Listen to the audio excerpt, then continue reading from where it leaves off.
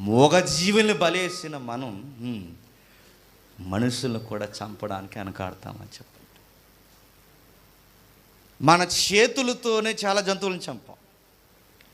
ఆ జంతువులను చంపితే మేలు జరుగుతుందంటే ఇప్పుడు ఈ జీవిని చంపితే మేలు జరుగుతుంది అనుకున్నప్పుడు నరబలి జరిగితే ఇంకా నీకు కలిసి వస్తుందంటే చంపే చదువుకున్న వాళ్ళు లేరనుకుంటున్నారా? డాక్టర్ లేరనుకుంటున్నారా? పొలిటికల్ ఎజెండా కలిగిన వారు ఉన్నారు.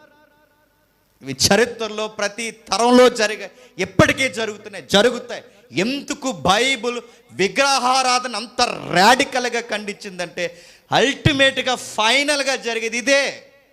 మనిషిని చంపేసుకుంటారు. మనిషిని చంపుతారు. గర్భాన్ని పుట్టిన కొడుకుని కూతురిని పట్టుకెళ్ళి అలా నరికేస్తున్నారంటే వెనక ఏ మోటివేషన్ ఉందో చెప్పండి? దేవుడు, మతం